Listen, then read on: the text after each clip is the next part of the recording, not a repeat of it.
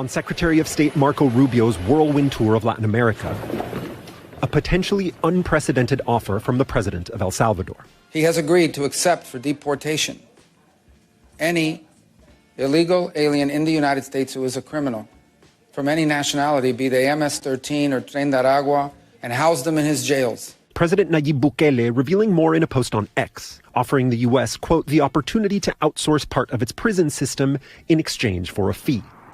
And it's not just for people who are in the U.S. illegally. He has offered to house in his jails dangerous American criminals in custody in our country, including those of U.S. citizenship and legal residence. No country's ever made an offer of friendship such as this. But that offer, especially to take U.S. citizens, raising major concerns. It's a non-starter to talk about deporting U.S. citizens. It's point blank unlawful. Unless someone has committed a crime abroad, extensive constitutional and legal protections exist to prevent that in most cases. And for citizens of other countries apprehended here, regulations are still in place. They have to follow the very strict requirements Congress has laid out, which means an agreement between the U.S. and El Salvador, but also an absolute guarantee that those individuals will be safe in El Salvador from danger, persecution, and torture. Rubio today acknowledging it's unclear if such an action would be legal. Obviously, we'll have to study it on our end. There are obviously legalities involved. We have a constitution. We have all sorts of things, but it's a very generous offer. That offer would put convicted criminals in President Bukele's notorious mega prison, known as the Terrorism Confinement Center. Built by Bukele to house alleged members of gangs that had once helped make El Salvador one of the most dangerous countries in the world. It has become a symbol of his crackdown on crime. That crackdown has swept up 80,000 people and enjoyed public support. Los niños hoy van a las escuelas sin sus padres, caminan seguros con la seguridad que van a regresar a sus casas y no van a ser secuestrados por los pandilleros. That mega prison, the size of 7 football stadiums, with the capacity to hold 40,000 prisoners. Movements are tightly controlled. No mattresses are offered. Prisoners spend all but 30 minutes per day in packed cells. The State Department under President Biden called prison conditions in the country harsh and life-threatening. But President Trump tonight doubling down on his willingness to consider the offer. It's no different than a prison system, except it would be a lot less expensive, and it would be a great deterrent. Send them to other countries. No, we'll have to find that out legally. I'm just saying, if we had the legal right to do it, I would do it in a heartbeat.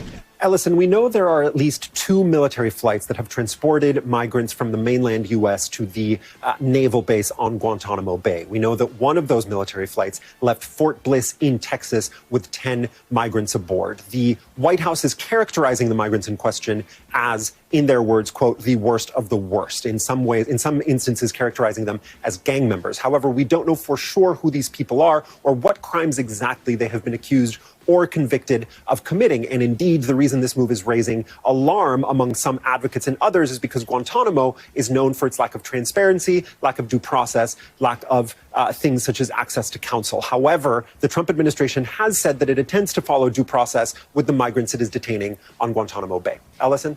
David Noriega, thank you. So President Bukele of El Salvador, I hope I said his name right, has a prison that's the size of 7 football fields that has no beds.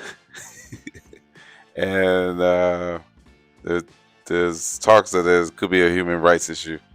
How you have a prison with no beds? Wow, that's got to be very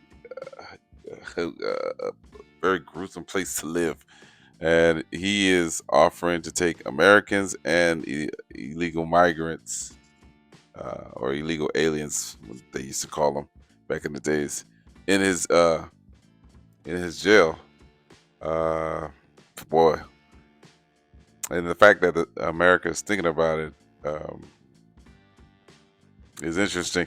And that he's willing to do it for a small fee. So I wonder how much is that small fee. So I believe Trump when he says that he would do it immediately. But I think he knows that he can't deport Americans to another country. That's not, I'm pretty sure, that's not, especially American citizens. You can't do that. But illegal migrants, that are gang affiliated, I can see Americans deporting them to El Salvador. But I'm pretty sure if this does happen, I'm pretty sure they're gonna have to work up some type of deal. But imagine being in prison where there's no beds. I mean, how do these guys sleep? There have to be some type. They gotta be some type of thing. There gotta be something that you guys sleep on. You mean tell me they're gonna sleep on the hard floor or something? Like they got like a whole bunch of guys caged in one cell. So, ooh, that's tough. But this is just the beginning of what we're going to see in these next 4 years. So if you like this video, go ahead and hit that like button, and I'll see you on the next video. Yay, yay.